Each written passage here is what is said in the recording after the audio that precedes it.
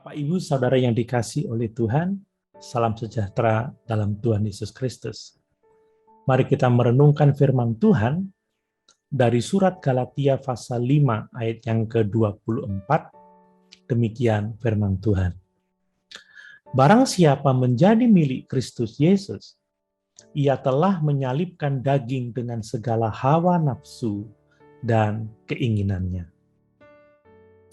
Dewasa ini, kita perlu kembali bertanya mengenai apa artinya menjadi seorang beriman itu. Apa sih artinya menjadi seorang Kristen? Mengapa? Gambaran kehidupan gereja sekarang dapat dikatakan menyerupai dunia ini. Bukankah Yesus berkata, janganlah hendaknya kamu menjadi serupa dengan dunia ini? Kita melihat bagaimana gereja telah kompromi dengan dunia yang tampak jelas dalam sikap liberalisme dan humanismenya. Perhatikanlah bagaimana cara gereja menarik orang untuk datang hadir dalam gereja lokalnya, yaitu melalui propaganda berkat, kesembuhan, mujizat yang sebenarnya hanya berpusat pada materi dan diri sendiri. Hal ini menyebabkan orang datang kepada Tuhan bukan karena mengasihi Tuhan dan ingin hidup dalam persekutuan dengan Dia, melainkan orang datang kepada Tuhan karena menginginkan berkat, menginginkan kesembuhan, menginginkan mukjizat tanpa kerinduan untuk memuliakan Tuhan. Itu sebabnya kita harus banyak bertanya, apa sih artinya menjadi seorang Kristen itu?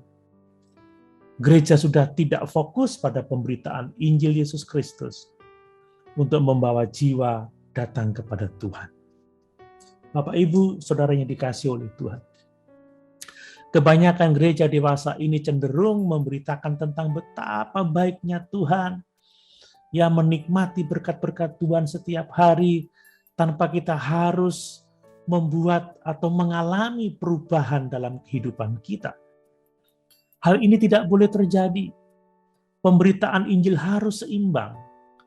Rasul Paulus berkata ada yang lebih dari sekedar menikmati hidup dalam sepanjang perjalanan ke surga, yaitu hidup dalam penyangkalan diri, menyalibkan daging dengan segala hawa nafsu dan keinginannya. Ini adalah hal yang sangat besar, yaitu perubahan radikal dalam kehidupan orang percaya. Menjalani hidup yang telah disalibkan tidak akan mudah karena tantangan dari lingkungan sekitar. Dunia yang berdosa tidak akan dapat memahami cara hidup yang seperti ini. Itu sebabnya jangan kaget kalau gereja akan disalahpahami, bahkan dikucilkan karena dianggap aneh.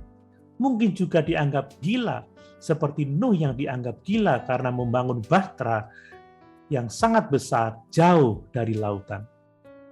Namun demikian, jangan takut. Sebab kita memiliki Tuhan Yesus Kristus. Sebab kita telah menyalibkan daging dengan segala keinginan dan hawa nafsunya. Haleluya. Tuhan Yesus memberkati.